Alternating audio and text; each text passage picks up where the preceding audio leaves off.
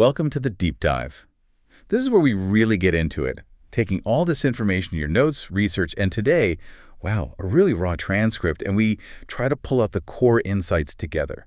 We're aiming to go deeper than just summaries. We want this knowledge to actually stick with you. Yeah, and today's sources are, well, they're demanding. We're definitely strapping in. This isn't going to be a gentle chat. It's more like an intense deep dive, almost a required one, into what feels like a manifesto for neurodivergent, or ND, self-advocacy. Okay. This source material we have, it's a transcript from a show called the unMASKing Cheri Show.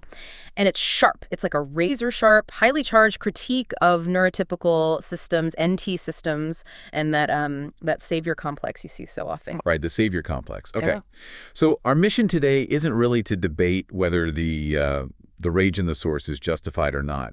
It's more about understanding its structure, its architecture. Right. We need to pull out the core arguments, Yeah. unpack exactly how the ND experience gets misunderstood, how it's pathologized, and why it keeps getting flattened out by systems, by observers, who are basically built for just one kind of brain wiring. Mm-hmm.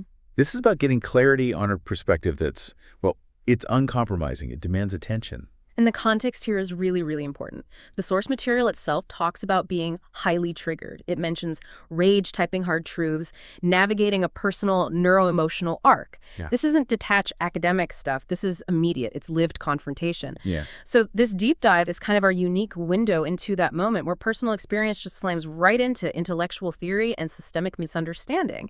And it reveals why that sacred rage, as the source calls it, might actually be necessary, like a defense mechanism. Absolutely. The filters are definitely off here, and the stakes feel high. And if you're wondering where this is all heading, well, buckle up. We start with basically an indictment of a major public figure, Jordan Peterson. Yeah. And we're somehow going to end up analyzing how a very chaotic, non-compliant cockatoo becomes this ultimate symbol, like a feathered prophet of radical, unconditional empathy. It's quite the journey. It is. It's an intellectual trip from systemic critique all the way to feathered wisdom. Okay. Okay, let's really unpack this. So the whole thing kicked off from this moment of just immediate confrontation, didn't it? The catalyst, the spark, was a video. Jordan Peterson.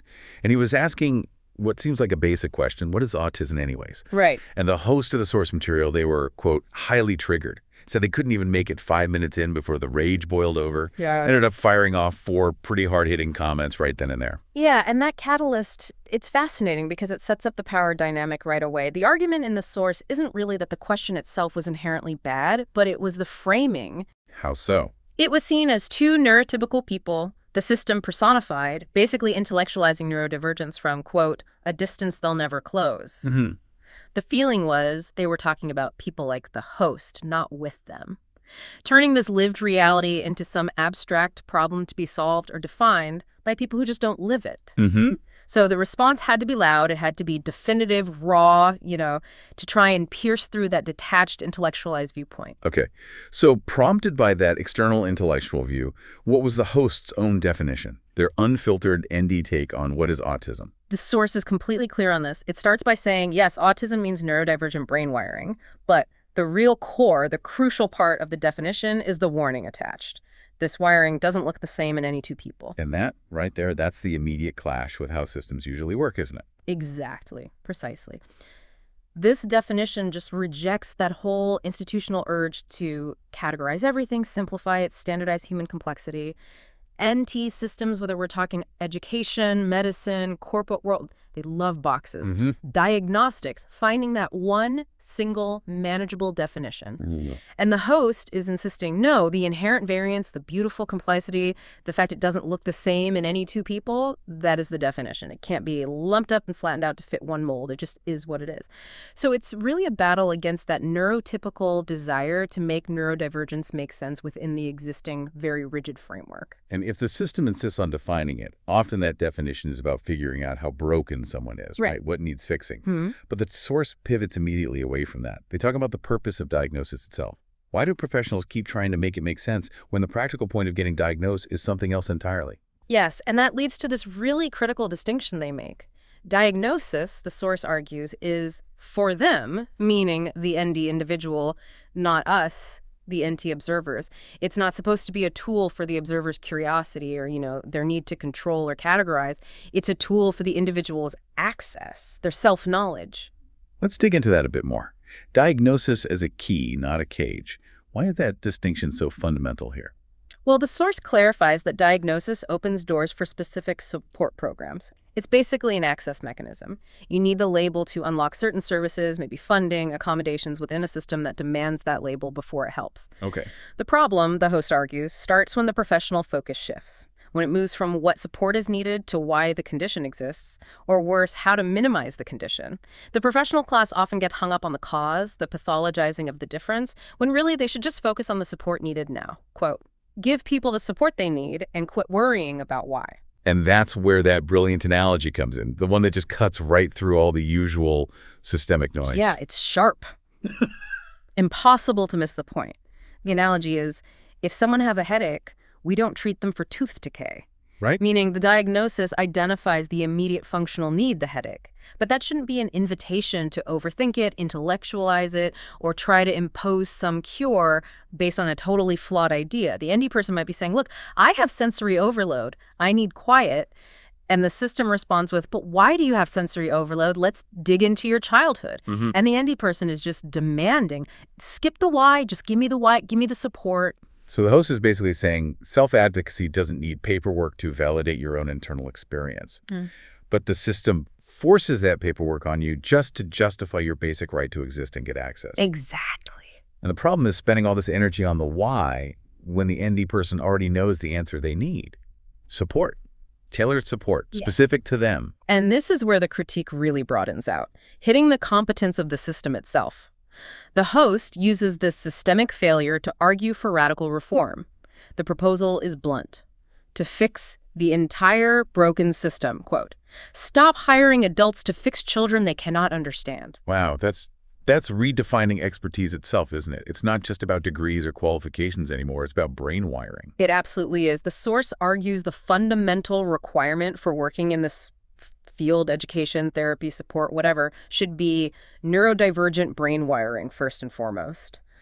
They're really dismantling that assumption that academic achievement automatically equals understanding. Mm-hmm. They pinpoint the problem. Some sterile educated grown-up thinks they know it all because they passed through a school system that was built exactly for them, doesn't make them qualified to understand brain wiring they don't have. So the logic is, if you succeeded because the existing system fit your brain perfectly, that very success creates a blind spot.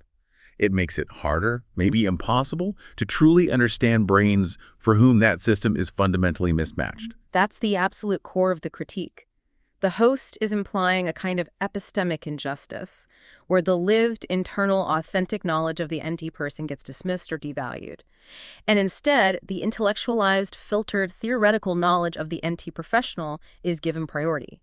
They argue that those who are built for the system cannot genuinely advocate for those who are fundamentally not built for it. So the bottom line for fixing this broken system, according to the source, is this really powerful, almost separatist demand. Let ND work with ND and NT can go work with other NT. It's not rocket science, it's brain science. It's compelling how quickly it moves from that personal trigger one video to this demand for total structural overhaul. The message is crystal clear. The problem isn't just a few bad apples, a few incompetent individuals. It's the inherent conflict of interest. It's when the fixers belong to the very majority group that created the unsupportive environment in the first place. Yeah. So the foundation for this whole deep dive really rests on these initial conclusions. Diagnosis is for access, not for fixing, and support needs to be personalized, not systematized. Okay, so this first section really sets the scene. The world is broken. Systems meant to help are actually reinforcing the idea that the ND person is the one needing fixing. But now, let's pivot. We've talked about the failure of the system, but the source then directs that fury onto how these failures play out on a really devastating personal level. Right. So the second trigger wasn't some big-name philosopher. It was actually a comment from, like, an everyday parent. And the host found this comment deeply, deeply infuriating. This parent was talking about their 11-year-old autistic son, claiming they were having fun with it all, had got used to it, and specifically noting the son is showing a better understanding that he cannot have it his way all the time. Yeah, and this comment becomes the perfect kind of painful case study for analyzing what the source calls the neurotypical savior complex. Mhm. And I think we need to define that complex right now. It's basically the need for the NT observer, often a parent, maybe a professional, to feel like they're being helpful, support. While, at the same time, requiring the ND person to change their behavior, to suppress their natural traits, to comply with NT standards, mostly for the observer's emotional comfort. And the source material has a term for this, polite pathology. Yes, polite pathology. It's described as being wrapped in support language, but dripping with control, discomfort, and ego. So the parents sound supportive. They use words like working through things, feeling aware, but the subtle language, the way it's phrased, exposes this underlying agenda of compliance. And they mistake that compliance for success, for improvement. Let's take a minute to really dissect that, break down the parent's language like the source did. What about phrases like got used to it or having fun with his weird ways? What's the translation there? Okay, so when the source translates that, the hidden message becomes, we see his natural brain wiring as a problem we have to tolerate. Or, we treat his treats like funny quirks we can joke about. The acceptance isn't fundamental, it's conditional, it's observational. Yeah. It implies the parent has overcome some hardship rather than just unconditionally accepting the child as they are entirely. Like, you wouldn't say you got used to your child's eye color, right? So why say it about their fundamental brain wiring? Good point. And then there's the really insidious bit, the pride in the child's supposed improvement. He is showing a better understanding, and he knows he cannot have it his way all the time. This translation from the source is, well, it's brutal, but necessary. It reveals the parent is essentially saying they are proud that he's learning to suppress his traits so he can be more like us. Wow. The parent is framing suppression, the act of masking, of internalizing significant discomfort as improvement, and that is the absolute heart of the savior complex. Celebrating the child managing their pain as if it's personal growth, because that pain management makes things more comfortable for the NT observer. They're celebrating compliance, not the child's genuine well-being. And that's what prompted the source's immediate, really unfiltered reaction. It wasn't subtle advice, it was like a verbal shockwave meant to jolt the parent out of that perspective. Volcanic is a good word for it. The first directive was simple enough. Quit trying to fix your son and just give him silent support however he needs it. But then came the gut punch, the line that just flips the whole power dynamic. You are not qualified to parent this child if this is how you view your own flesh and blood. That line, you are not qualified. That's heavy. It's a really strong statement. The source acknowledges it's provocative, but argues it was necessary. Why did the source feel that level of intensity, that sacred rage, was the right response here? Right. The source material explicitly calls it sacred rage and ND ancestral defense mode. It wasn't just anger. It was framed as this profound, immediate defense of the child's unseen, unheard truth. The host wasn't trying to personally attack the parent. They were trying to hold up a mirror to what they saw as a faulty worldview, a worldview that, if it goes unchallenged, basically guarantees that child will grow up masked, suppressed, and potentially quite traumatized. The demand is deep. Love his heart with your whole heart, and quit trying to analyze a brain that your brain cannot recognize. So the source is fundamentally challenging this whole narrative of improvement, when improvement just means the child becomes less autistic, less themselves, for everyone else's convenience. This is the core incompatibility. The child isn't a project to be fixed. Exactly. And that line, quit trying to fix your son and just give him silent support however he needs it, that becomes the mantra against this savior complex parenting. Silent support means actively removing your own ego from the equation. It's acceptance without expecting change. It's allowing a child to just be without constantly measuring their behavior against some restrictive NT benchmark. The source even suggests this line should be tattooed on every therapy office wall. And the host pulls this whole analysis together with a concluding statement that's just raw, confrontational, and defines the unmasked experience perfectly. I'm not trying to be a cunt. I'm just wired this way. Yeah, and the source analysis frames this as the holy grail of what the NT world still refuses to grasp. The NT world often interprets honesty, unfiltered communication, or behavior that doesn't prioritize social niceties, non-compliant behavior, as being difficult or hostile or intentionally aggressive. Right. And the host is just declaring flat out, I am not being difficult or hostile. I am just living truthfully. This is presented as the ultimate act of unmasking. It's refusing to perform politeness when truth is required. Let's pause on the language there for a second. The source analysis actually justifies using that specific deliberately abrasive word, calls it ND shorthand. It does. The analysis afterwards elevates it. It's not just for shock value. It's framed as ND shorthand for I'm saying the thing no one else has the guts to say because I actually give a shit. When the stakes feel this high, when you perceive a child's natural way of being is being twisted into compliance just for NT comfort, the host argues the reaction has to have teeth. A polite, well-reasoned essay isn't going to break through that bubble of polite pathology. It requires something disruptive, something uncompromising, to force the observer to confront their own discomfort, their own control mechanisms. So the language acts as both a shield and an instant truth teller in that context. Okay. So we've gone from systemic critique to defending the ND child against this subtle, damaging savior complex. The source is really demanding that we question every single assumption about what support even means. And this leads us perfectly into the third trigger, which demands we reframe the whole idea of incomprehensible behavior itself. Right, our journey now hits that really tricky, often very personal issue.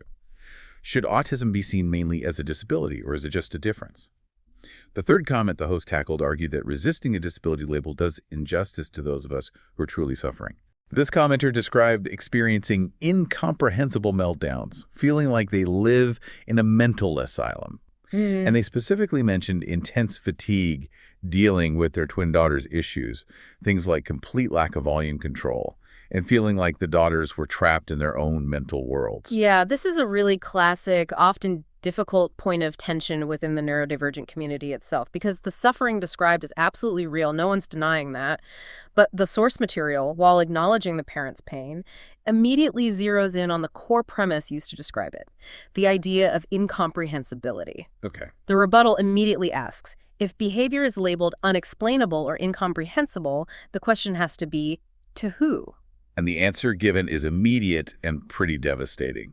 To a world that wasn't made for them, that's who. That single line is transformative, isn't it? It completely shifts the burden of understanding. The original commenter sees their daughter's ways of being as alien, inconvenient, difficult, and it's all wrapped up in this language of parental sacrifice and exhaustion. Right. But by questioning incomprehensible, the host basically removes the blame from the child, the ND person having the meltdown, and puts the responsibility squarely on the environment and the observer.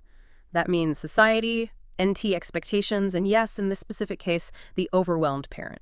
The host argues the parent is actually expressing grief over the imaginary child I wanted instead of learning the language of the one I have. They're using terms like mental entrapment because they feel trapped by their own expectations of what normal should look like. And this is where the whole narrative takes this incredibly sharp, completely unexpected turn, introducing what we're calling the feathered prophet, Zazu the cockatoo. The host just states, almost matter-of-factly, if you really want to learn understanding, compassion, soul-level bonding, adopt a cockatoo. It's really kind of next-level unmasking brilliance, isn't it? Yeah. Using this animal metaphor to just crack open that whole intellectualized idea of incomprehensible behavior. Yeah. The host explicitly calls the cockatoo the most neurodivergent 2-year-old you can even imagine. And the analogy works precisely because you cannot apply standard human logic or expectations to a cockatoo's behavior. It just doesn't work. Cockatoo behavior is pure chaos. It's beautiful. It's utterly non-compliant. It's loud. Yet, if you choose to adopt one, you are compelled, really, to love it and connect with it entirely on its terms. I was thinking about the level of radical empathy this demands. Can you detail that a bit more? What specific behaviors defy logic but require connection with Zazu? Well, the host suggests that if you can learn to, quote, flap your wings, speak in hisses and screams, and come out laughing and gleeful, then maybe, just maybe, you have the capacity to connect the same way with a human you also don't fully understand. Think about a cockatoo's needs, right? Random squawking at 2 a.m., sudden, incredibly loud territorial screams, obsessive, destructive chewing, demanding very specific, seemingly illogical attention, all of which are perfectly normal, even necessary behaviors for that species. You, as the owner, you can't logic the bird out of screaming. You can't punish it into being quiet. You can only learn its language, adapt its environment, and accept the chaos unconditionally. So the bird actually humanizes the autistic child by doing the reverse. Yeah. It dehumanizes the expectation of normal. Is that the idea? The child needs unconditional acceptance, and the bird is like the perfect, non-threatening way to practice that. That's exactly it. The cockatoo Zazu becomes the symbol of a being that is totally non-compliant, loud, chaotic, demanding, and yet inherently, obviously deserving of unconditional love. The host asserts, here's a being you can't logic into compliance, but you can love anyway. That connection, loving the bird beyond language, beyond logic, beyond compliance, that becomes the training ground for loving an autistic child on their terms. The host is basically telling that grieving parent, stop trying to force your child into a neat little bird cage that looks like a comfortable NT home. Instead, learn to fly with them in their sky. The source material makes this huge claim that this whole approach, using a bird as a model for radical acceptance, rewrote the entire approach to ND parenting in 70 words. That's massive. It is a massive claim, yeah. But arguably, it holds up because it bypasses all the dense clinical literature, all the behavioral plans, and gets straight to the absolute core requirement: soul-level acceptance. The message is deeply personal. The host says they've lived this, they learned how to love beyond language, specifically because Zazu taught them how. So the focus shifts completely. It's not about managing difference anymore. That's the savior complex. It's about connecting with difference that's radical acceptance. The child isn't seen as a challenge to overcome. They're seen as a complex, maybe chaotic system, a symphony, as the source calls it, that the parent needs to learn to appreciate, even if some of the notes sound like hisses and screams by typical standards. Okay, but what about the practical side? For that parent who is struggling with meltdowns that feel overwhelming, incomprehensible, what does the cockatoo model actually suggest they do? It advises them to first abandon the concept of incomprehensible. Just throw it out. It demands the parent approach the meltdown not as a behavioral issue, not a discipline problem, not a symptom of brokenness, but as communication.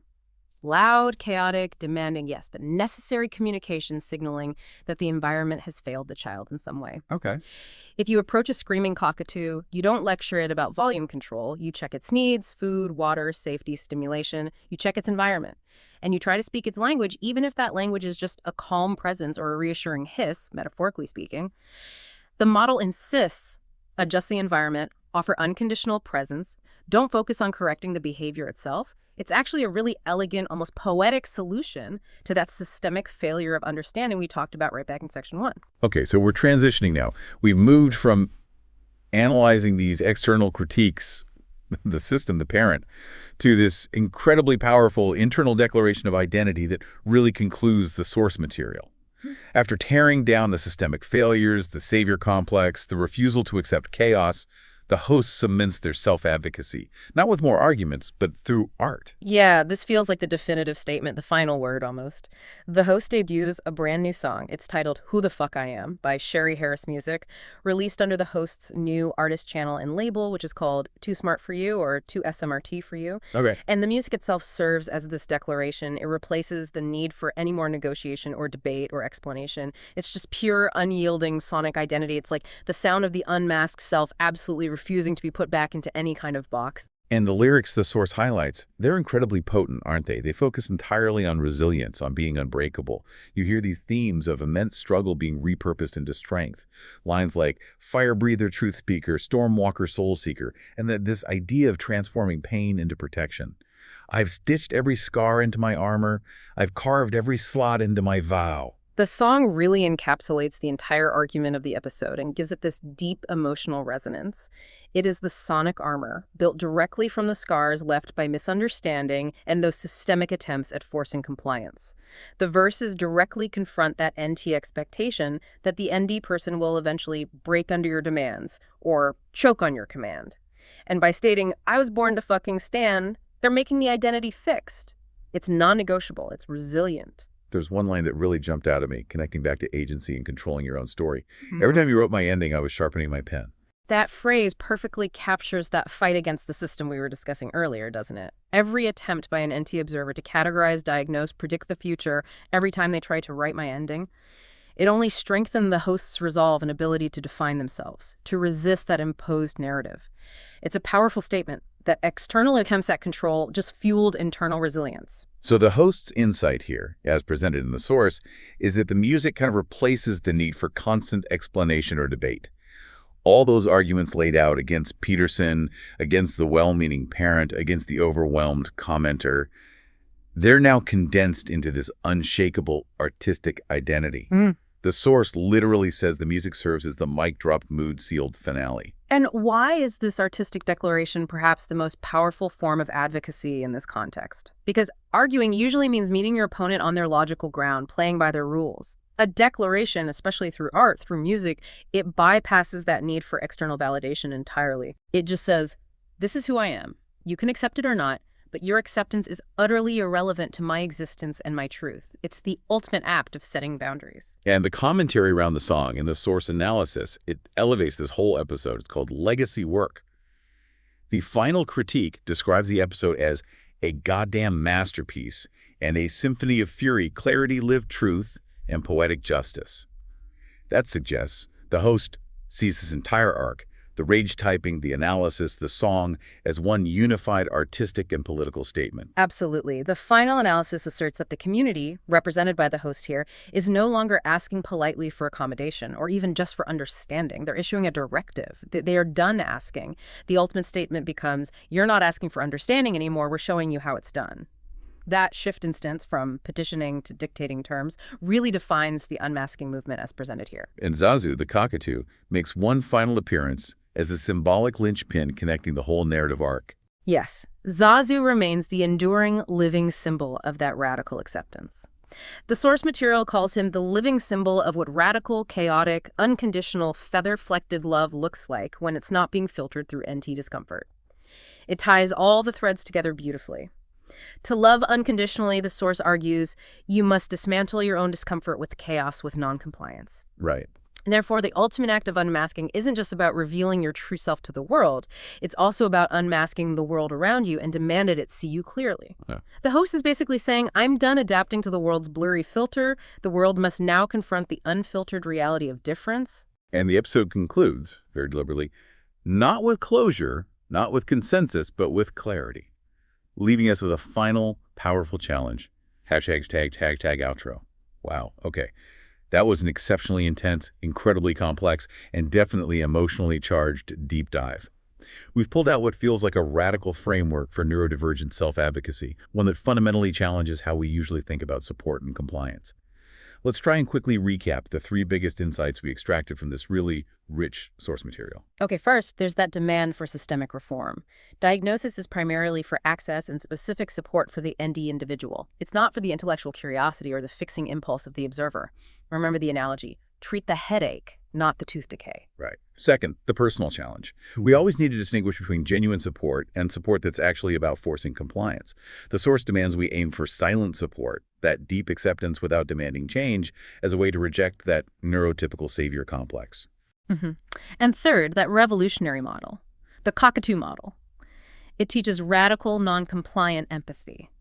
The idea is if you can learn to love and adapt to a creature whose natural behavior feels incomprehensible to you, understanding its chaos and communication needs, then you can apply that same profound, unconditional acceptance to a human being. It completely reframes where the burden of understanding lies.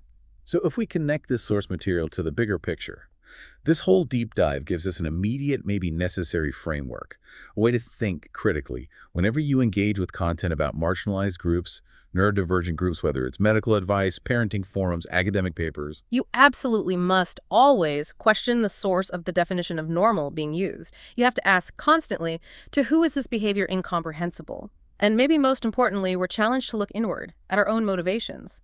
Is this action I'm taking truly support, or is it actually about forcing compliance for my comfort? The source demands we move past just surface empathy and embrace a really unconditional, unfiltered acceptance of difference. The source material leaves us with this final provocative challenge aimed directly at you, the listener. If you can't recognize a neurodivergent soul without dissecting it, diagnosing it, or dragging it through your filter of normal, then maybe this episode wasn't for you. So the question we leave you with is this. What assumption about normal, what deeply ingrained expectation of conformity must we dismantle in ourselves first before we can even begin to understand someone whose brain is truly wired differently? That feels like the essential and profound question to mull over. Yeah. That's it for this deep dive. We'll see you next time.